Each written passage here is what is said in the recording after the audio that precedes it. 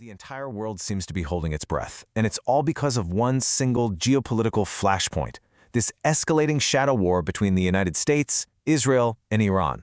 Now, this is so much more than just some regional squabble. Honestly, it's a deeply dangerous situation, and it has consequences for all of us. So let's break down what's really at stake here.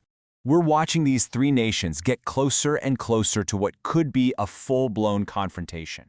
And let me be clear, this is not an issue that can be bottled up in the Middle East anymore. The stakes are just incredibly high for everyone, which of course brings us to the main question. And that really is the heart of the matter, isn't it? If you look past the headlines about drone strikes and all the political threats, what's the actual price of this conflict? What could it end up costing countries, economies, and frankly, people all around the globe? Okay, so this shadow war has well and truly burst into the open, and it's locked these three major players into a really dangerous cycle of attack and retaliation. To get our heads around this, we need to ask three big questions. First, who has actually lost the most so far? Second, why is Iran proving so incredibly difficult to contain? And finally, what does all this mean for the rest of us? Right, let's start with the tally. A conflict like this isn't as simple as counting battles won or lost. It's all about the steep costs. We're talking military, economic, and strategic that each side has to pay. The real question is, who is paying the highest price? Well, it turns out the costs are being felt in starkly different ways.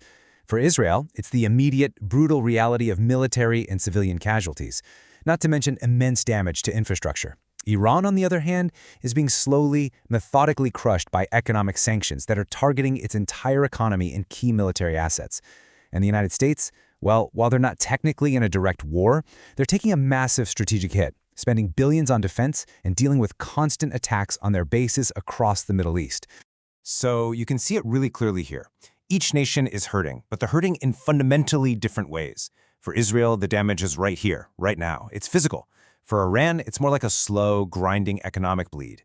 And for the US, it's just this huge, ongoing financial drain, all to maintain its strategic position in the region. So this brings us to a really fascinating question. You've got the combined might of the US and Israel against it, so how on earth is Iran able to not just survive, but to actively push back?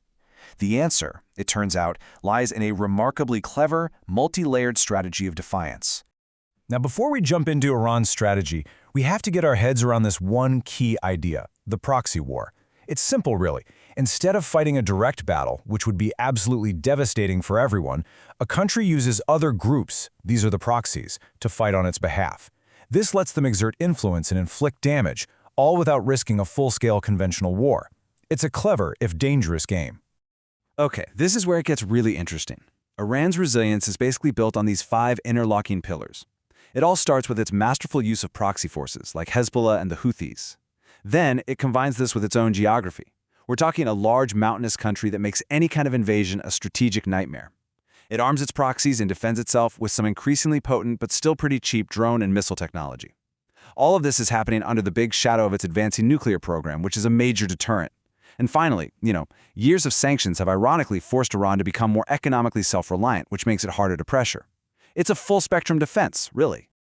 And now we get to the final, and maybe the most critical piece of this whole puzzle, the global price tag. Because this conflict isn't happening in some vacuum. No, its shockwaves are already being felt thousands of miles away, and that affects you and me. And here's the most immediate threat. Any major escalation in the Middle East, which is the world's oil heartland, could easily send crude prices skyrocketing past $100 a barrel. For every single country that imports oil, that means a direct and really painful hit to the economy, and of course, to your wallet. And believe me, the impact doesn't just stop with oil prices. We could see this really dangerous domino effect. Stock markets falling, inflation rising, and total chaos in global shipping as these vital trade routes become hazardous. Suddenly, every single product that gets shipped could become more expensive. And looming over all of this is the terrifying risk of a much wider, more devastating war. So when you bring all of this together, the picture becomes alarmingly clear. What we have is a conflict with devastating and really unequal costs, a defiant nation with a sophisticated, multi-layered strategy, and a global economy that's basically teetering on the brink. The situation is just far more precarious than it might seem. Ultimately, this is not just Israel's problem, or Iran's, or America's. It's really a test for the entire international system. How the world manages to navigate this crisis could set the precedent for global security for years to come. And that leaves us with this one last, sobering thought. In any war, you have the declared enemies, sure, but the costs are very rarely contained. As this conflict continues to burn, spreading instability and economic pain, the ultimate price, well, it will be paid not just by soldiers and governments, but by ordinary people all over the world. The question is, for how much longer?